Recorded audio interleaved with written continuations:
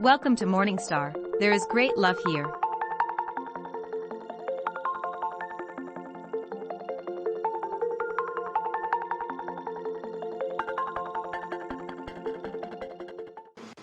I decided last March that I was going to get happy for no good reason, except that that was a wonderful way to create deliberately. And I had asked you the last time I was in the hot seat, not this one, but the one that you had before. I had asked, and it was about the idea of deliberate creation, the idea of focusing on something that I wanted and putting myself in the feeling place of having that, or going and patting the cat and just getting happy for no good reason.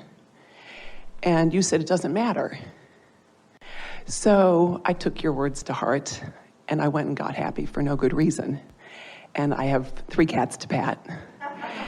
And I gathered a whole bouquet of about 140 ways that I love to feel. So I said, I love feeling relaxed. I love feeling powerful. I love feeling, etc. And out of my oblivion, a magnificent man showed up in my life. Yeah. A really magnificent man. Yeah. And I'm in the hot seat because I'm married. I wasn't expecting it. I wasn't even looking for it. I was just patting the cat. So by not being specific, you didn't disallow what you really want. That's and right. in that general state of allowing, what you really want came. Right. Yeah. So now what? I was hoping you'd tell me that. Well, so far so good. Keep petting your cat. Okay, so here's how I understand this. Before you speak, let us give you a little piece of something. And that is, there is frequency. Esther's been having fun thinking about the 7 dwarves. There's grumpy. Right. And there's happy. And Right. and of course there's this high-flying disc. Esther's figured that there's about 200 dwarfs now. Passive aggressive and confused. So there are all of these potential places that you could be. But on this high-flying disc, when you find that high-flying disc, that's a frequency. When you find something maybe called overwhelmment, that's a frequency. But when you stay there for a while, the momentum on that disc becomes more and more. So it doesn't matter what disc you're on, the more you focus on whichever disc you're on, the faster the momentum goes. And the faster the momentum goes, then the stronger the point of attraction is. In other words, it's easy to attract things that you don't want. It's also easy to attract things that you do want. And most of you have enough mixed bag. In other words, you can attract something from here and something from here all at the same time. Are you calling me a mixed bag?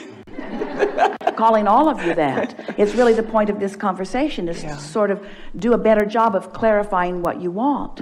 So the question that we think would be a good one to put to yourself, or any of you to put to yourself on a pretty regular basis, is, since I accept, and we want you to accept this, since I accept about my human personal self, that I move around on these discs. I'm not consistently there all the time. I move around on the disc. I want to be there. I like to be there. I'm on that high-flying disc more now than I've ever been before. I'm doing a better job of maintaining it. Step 4 is more what my life is becoming. But I do move around on the disc because I am human and I am observing what's going on in my experience. So sometimes I'm on the high-flying disc and sometimes I'm not.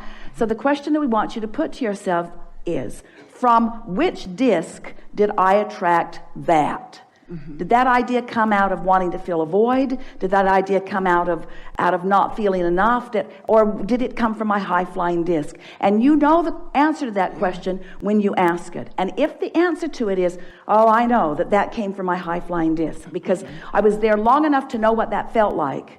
And when whatever it was, in this case meeting someone, manifested, it felt like that, I'm sure that it was from that, then all you got to do is just do your best to maintain that, and everything will sort itself out. There's a tendency to believe that it's your job to bang things into place or to make things happen. And what you're really wanting is to just stand in a very clear point of attraction and allow what you want to flow to you. And when you're in that high-flying place and something flows to you, accept it for the perfect outcome to the trajectory that you were upon. So we'd like to say to all of you about everything, don't get in such a hurry to try to define things in such a black and white way. Don't say to yourself, well, I've attracted this and now I'm in the hot seat because now I have to make a decision. Just keep doing what you're doing and the decision will be as obvious as all of the other points of attraction that were coming. You're never in the hot seat. If you feel like you are under pressure to make a decision about something, you haven't stabilized on that high-flying disc long enough for the momentum to be clear enough, because when the momentum is clear enough, there's not a question. There's a, this is what I'm going to do, and it doesn't matter what anybody else thinks about it.